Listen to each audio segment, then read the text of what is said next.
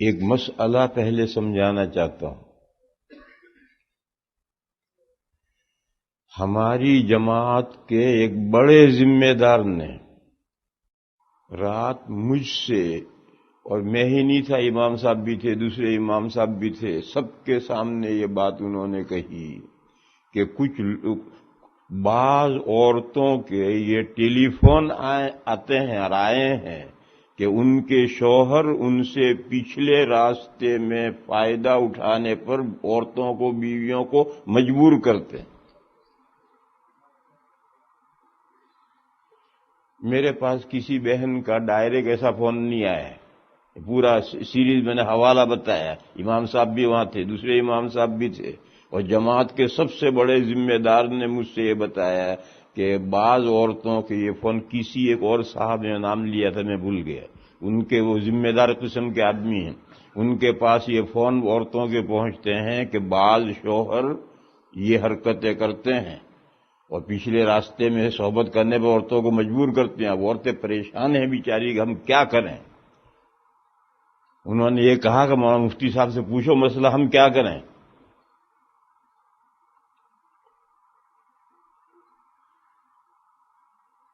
دیکھو میرے بھائیو، یہ شوہر بعض تو بد فطرت ہوتے ہیں، وہ جوانی سے بد فعلی کے عادی ہوتے ہیں، خبیث فطرت ہوتے ہیں، پھر شادی ہونے کے بعد وہ اپنی وہ فطرت بیوی کے ساتھ پوری کرنا چاہتے ہیں۔ ایسے کچھ تو بد فطرت ہیں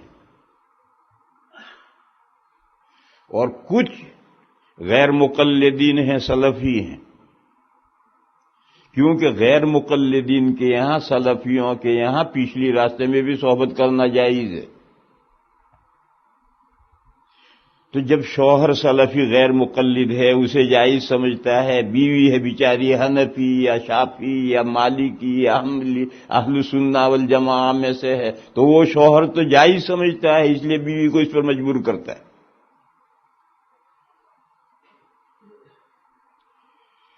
سلفیوں کے یہاں یہ حرکت کیسے جائز ہو گئی؟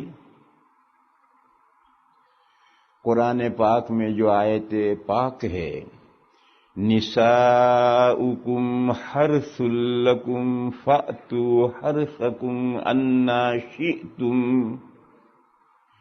تمہاری بیویاں تمہارے لیے کھیتی ہیں، بس آؤ تم اپنی کھیتی میں جہاں سے چاہو۔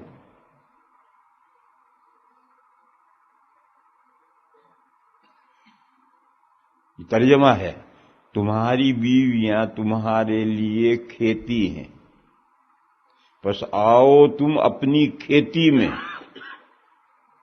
اپنی کھیتی میں، کھیتی سے کیا مراد ہے؟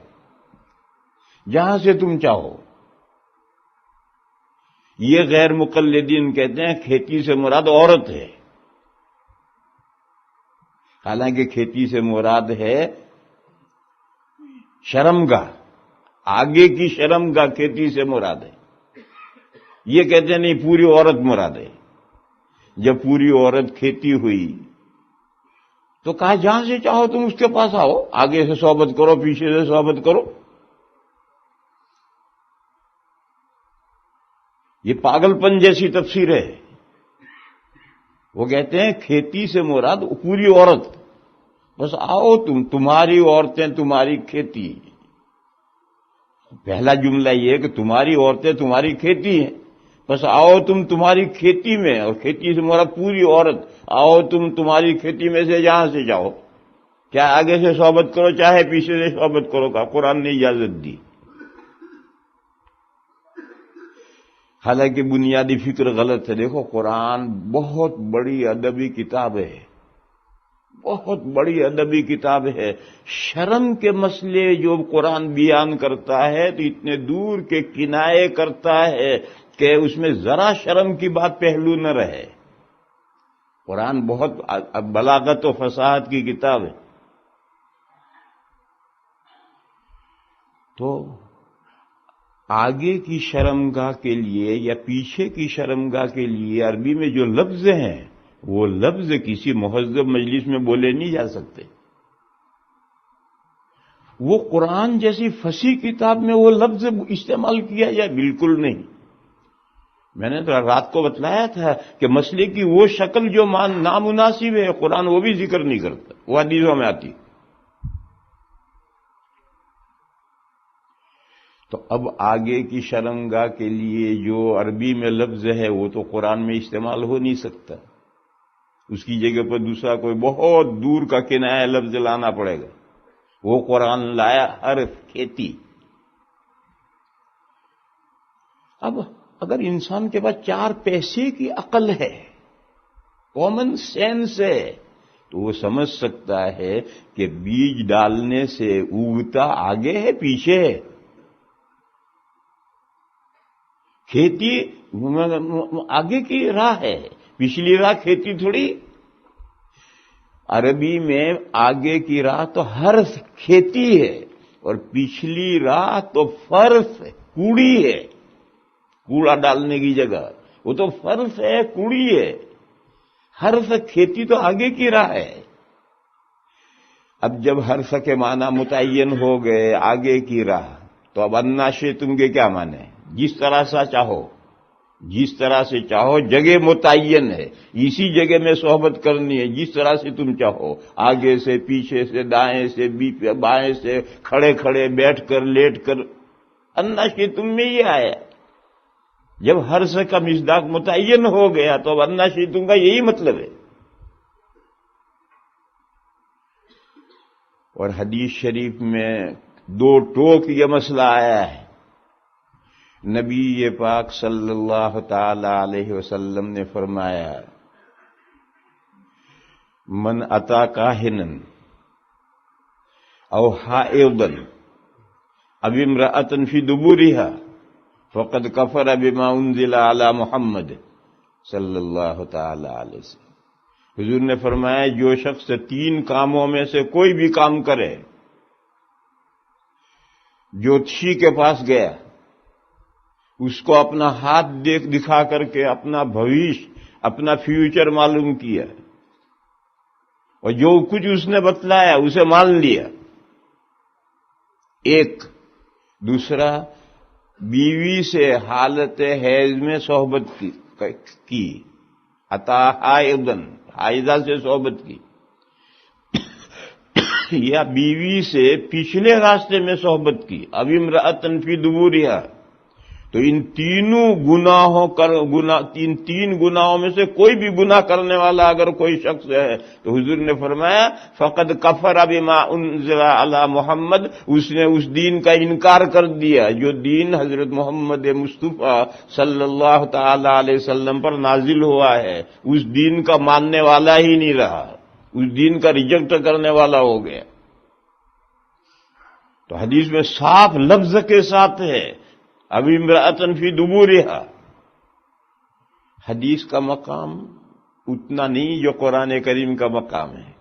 حدیث اللہ کے رسول کا کلام ہے اور قرآن اللہ کا کلام ہے. اللہ اللہ ہے. قرآن کریم میں کوئی ایک ورڈ بھی ایسا نہیں استعمال کیا گیا جو فصاحت و بلاغت کے خلاف ہو یا کسی مہذب مجلس میں وہ لفظ نہ بولا جا سکے.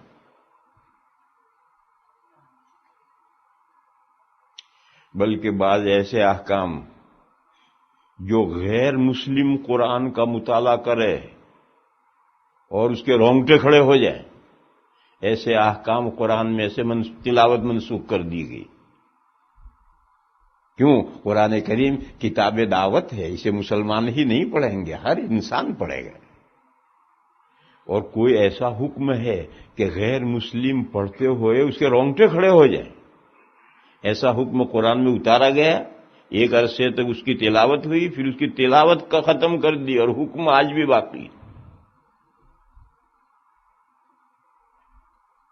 جیسے شادی شدہ زنا کرے تو اسلام میں اس کی سزا ہے سنگساری. اس کی آیت قرآن کریم میں اتاری گئی تھی. ایک عرصے تک قرآن کریم میں وہ آیت رہی، پھر اس آیت کو اٹھا لیا گیا، اس کی تلاوت منسوخ کر دی گئی اور حکم باقی. اور خلفائے راشدین نے اور بعد میں ہمیشہ اس حکم پر عمل ہوتا رہا۔ یہاں سوال یہ ہے کہ جب حکم باقی ہے تو آیت کیوں نہیں باقی رکھی گئی؟ آیت کی تلاوت کیوں ختم کر دی گئی؟ یہ نقطہ سمجھنا ہے۔ ایک تو ہے کہ حکم چلا گیا تو آیت بھی چلی گئی، لیکن حکم تو نہیں چلا گیا، حکم تو باقی ہے، پھر آیت کی تلاوت کیوں اٹھائی؟ اس کی وجہ میں سمجھا رہا ہوں۔ قرآن کتاب دعوت ہے، یہ غیر مسلم مطالعہ کر رہا ہے، اس کی زندگی ایسی ہی ہے کہ وہ شادی شدہ ہے اور زنا کرتا ہے، ابھی غیر مسلم ہے، تو جب وہ اس کتاب کو پڑھے گا تو اس کے تو رونگٹے کھڑے ہو جائیں گے کہ اگر میں نے اسلام قبول کر لیا تو سب سے پہلے تو میں سنساری کر دیا جاؤں گا۔ میرے بھائیوں، یہ جو 3 گناہ ہیں،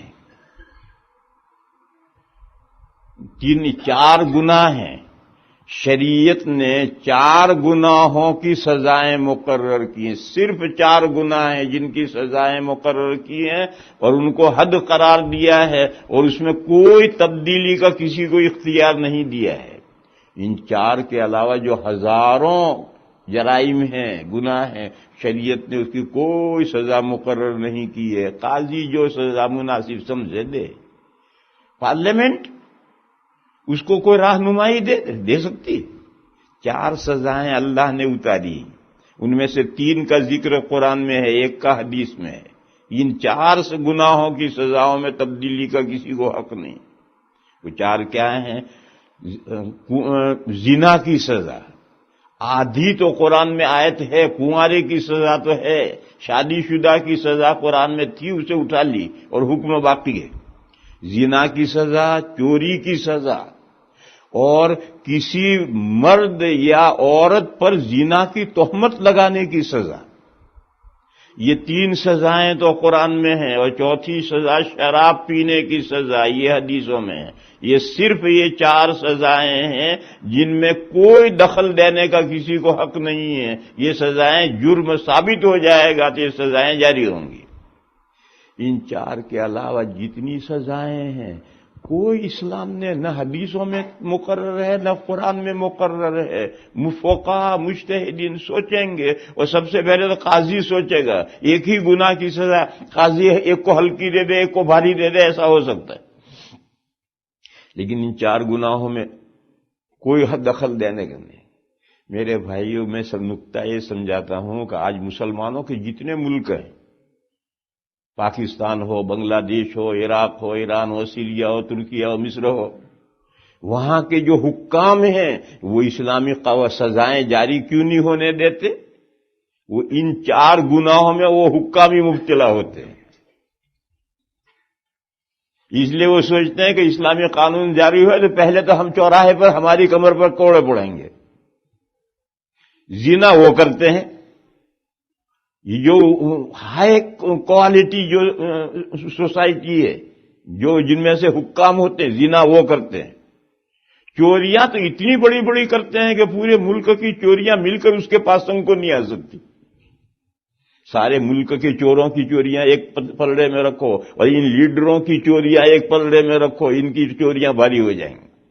تو چوریاں یہ کرتے ہیں، تہمت تو ان کے ہاں کوئی چیز ہی نہیں ہے، اور شراب کے بغیر تو ان کا کوئی دسترخوان ہی نہیں۔